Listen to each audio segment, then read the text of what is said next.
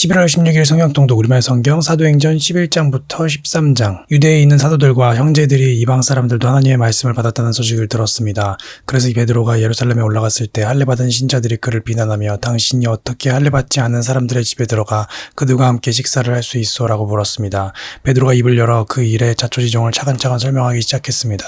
내가 요빠에서 기도하다가 비몽사몽간에 환상을 보았는데 하늘에서 큰 보자기 같은 게 내 귀퉁이가 묶인 채로 내게 있는 곳까지 내려오는 것이 보였습니다. 내가 그 안을 들여다보니 네 발 달린 땅의 짐승들과 들짐승들과 기어다니는 것들과 공중의 새들이 있었습니다. 그때 베드로야 일어나 잡아먹으라 하는 소리가 내게 들렸습니다. 그러나 나는 말도 안 됩니다. 주님, 불결하거나 더러운 것은 한 번도 제 입에 들어간 적이 없습니다 라고 대답했습니다. 그런데 하늘에서 다시 하나님께서 깨끗하게 하신 것을 불결하다고 하지 마라 하는 음성이 들려왔습니다. 이런 일이 3번 일어난 후에 모든 것이 다시 하늘로 올라갔습니다. 바로 그때 가이사라에서 나를 부르러 온 3사람이 내가 묵고 있던 집을 찾아왔습니다. 그리고 성령께서 그들과 함께 가기를 주저하지 말라고 내게 말씀하셨습니다. 여기 있는 이 6명의 형제들도 나와 함께 고넬료의 집으로 들어갔습니다. 고넬료는 자기 집에 천사가 나타나서 욥바에 사람을 보내 베드로라 하는 시몬을 찾아라. 그가 너와 내 온 집을 구원할 말씀을 가져올 것이다 라고 한 이야기를 우리에게 전해주었습니다. 내가 말을 시작하자 성령이 처음 우리에게 내려오신 것처럼 그들에게도 내려오셨습니다. 그때 나는 요한은 물로 세례를 주었지만 너희는 성령으로 세례를 받을 것이다 라고 하신 주의 말씀이 생각났습니다. 그러니 하나님께서 주 예수 그리스도를 믿는 우리에게 주신 바로 그 선물을 그들에게도 주셨는데 내가 누구라고 감히 하나님을 반대할 수 있겠습니까? 그들은 이 말을 듣고 더 이상 할 말이 없었습니다. 그들은 하나님을 찬양하며 그렇다면 하나님께서 이방 사람들에게도 생명을 얻는 회개를 허락하신 것이로군요 라고 말했습니다. 그 무렵 스데반의 일로 인해 핍박을 받아 뿔뿔이 흩어진 사람들은 페니키아, 키프로스 그리고 안디옥까지 건너가 유대 사람들에게만 말씀을 전하고 있었습니다. 그런데 그 가운데 키프로스와 구레네 출신인 몇 사람은 안디옥으로 들어가 그리스 사람들에게도 주 예수의 복음을 전하기 시작했습니다. 주의 손이 그들과 함께 하셔서 많은 주의 사람들이 믿고 주께 돌아왔습니다. 이 소식이 예루살렘에 있는 교회에 전해지자 그들은 바나바를 안디옥으로 보냈습니다. 바나바는 안디옥에 도착해 하나님의 은혜가 내린 것을 보고 기뻐하며 온 마음을 다해 주께 끝까지 충성하라고 그들 모두를 격려했습니다. 그는 착하고 성령과 믿음이 충만한 사람이었기 때문에 수많은 사람들이 주께 나오게 됐습니다. 그리고 바나바는 사울을 찾으러 다소로 가서 그를 만나 안디옥으로 데리고 왔습니다. 그리하여 바나바와 사울은 1년 내내 그곳 교회에 머물면서 많은 사람들을 가르쳤습니다. 그리고 안디옥에서 제자들은 처음으로 그리스도의 사람이라고 불리게 됐습니다. 이 기간 동안 몇몇 예언자들이 예루살렘에서 안디옥으로 내려왔습니다. 그들 가운데 아가보라는 사람이 있었는데 그가 일어나 로마 전역에 심한 기근이 될 것이라고 성령으로 예언했습니다. 이 일은 글라우디오 황제가 다스리는 때 일어났습니다. 제자들은 각자 자기 형편에 따라 유대에 살고 있는 형제들을 돕기로 했습니다. 그들은 이렇게 해서 모은 현금을 바나바와 사울 편으로 예루살렘 교회 장로들에게 보냈습니다. 그 무렵 헤롯 왕이 교회를 박해하려고 교회에 속한 몇몇 사람들을 체포했습니다. 헤롯은 먼저 요한의 형제 야고보를 칼로 죽였습니다. 이 일을 유대 사람들이 기뻐하는 것을 본 헤롯은 이어 베드로도 잡아들였습니다. 이때는 무교절 기간이었습니다. 그는 베드로를 잡아 감옥에 가두고 군인들 4명씩 한 조를 지어서 4조가 지키도록 했습니다. 헤롯은 유월절이 지나면 그를 백성들 앞에 끌어내 공개적으로 재판할 생각이었습니다. 이렇게 베드로는 감옥에 갇혔고 교회는 그를 위해 하나님께 간절히 기도했습니다. 헤롯이 베드로를 재판장으로 끌어내려고 하던 전날 밤 베드로는 2개의 쇠사슬에 묶인 채 2명의 군인들 사이에서 잠들어 있었고 경비병들이 감옥 문을 지키고 서 있었습니다. 그런데 갑자기 주의 전사가 나타나더니 감방의 빛이 환하게 비치는 것이었습니다. 그가 베드로의 옆구리를 찔러 깨우며 어서 일어나거라 하고 말했습니다. 그러자 베드로의 손목에 매어있던 쇠사슬이 풀렸습니다. 그때 천사가 베드로에게 허리띠를 메고 신을 신어라 하고 말하자 베드로는 그렇게 했습니다. 천사가 다시 겉옷을 입고 나를 따라오너라 하고 말했습니다. 베드로는 천사를 따라 감옥에서 나오면서도 도대체 천사가 하는 일이 꿈인지 생시인지 알 수 없었습니다. 그저 환상인 것만 같았습니다. 그들은 첫 번째 경비병들과 두 번째 경비병들을 지나서 성으로 통하는 철문에 이르렀습니다.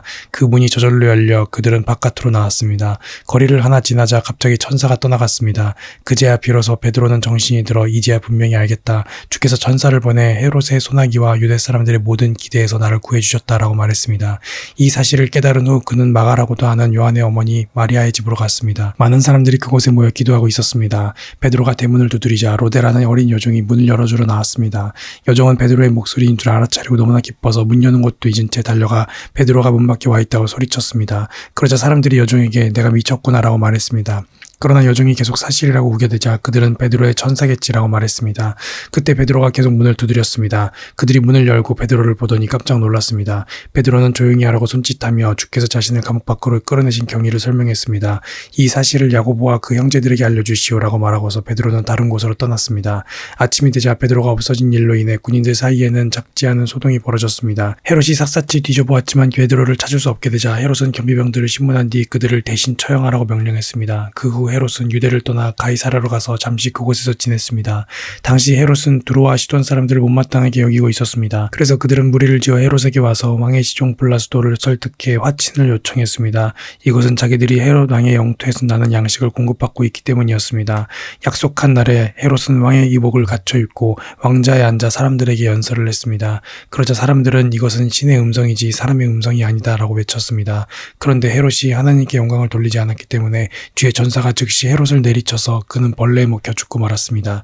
그러나 하나님의 말씀은 점점 널리 퍼져서 믿는 사람이 더욱 늘어나게 됐습니다. 바나바와 사울이 자기 임무를 마치자 그들은 마가라고도 하는 요한을 데리고 예루살렘에서 돌아왔습니다. 안디옥 교회에는 예언자들과 교사들이 있었습니다. 그들은 바나바, 니게르라고 하는 시므온, 구레네 사람 루기오, 분봉왕 헤롯, 안티파스와 어릴 때부터 함께 자란 마나엔 그리고 사울이었습니다. 그들이 주께 예배하며 금식하고 있을 때 성령께서 그들에게 너희는 바나바와 사울을 따로 세워 내가 그들에게 맡긴 일을 하게 하라 라고 말씀하셨습니다. 그래서 그들은 금식하며 기도한 후 바나바와 사울에게 손을 얹고 그들을 보냈습니다.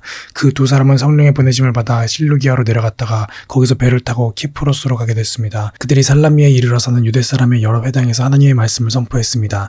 요한이 동행하며 그들을 도왔습니다. 그들이 그 섬을 가로질러 바보에 도착했습니다. 거기서 그들은 바예수라는 사람을 만났는데 그는 유대 사람 마술사요 거짓 예언자로서 총독 서기오 바울 곁에 함께 있는 사람이었습니다. 지성적이었던 총독은 하나님의 말씀을 듣고 싶어 바나바와 사울에게 사람을 보냈습니다. 그러나 엘루마라고도 하는 이 마술사가 그들을 막으며 총독이 믿음을 갖지 못하게 하려고 애를 썼습니다. 그러자 바울이라고도 하는 사울이 성령 충만한 가운데 엘루마를 뚫어지게 쳐다보며 말했습니다. 이 마귀의 자식아, 너는 모든 의의 원수로다. 너는 갖은 속임수와 거짓으로 가득 차 있구나. 주의 바른 길을 어지럽게 하는 일을 그치지 못하겠느냐. 이제 주의 손이 너를 치심으로 내 눈이 멀어 얼마 동안 햇빛을 보지 못할 것이다. 그러자 즉시 안개와 어둠이 그를 덮쳤고 그는 이리저리 더듬으며 자기 손을 잡아 이끌어줄 사람을 찾았습니다.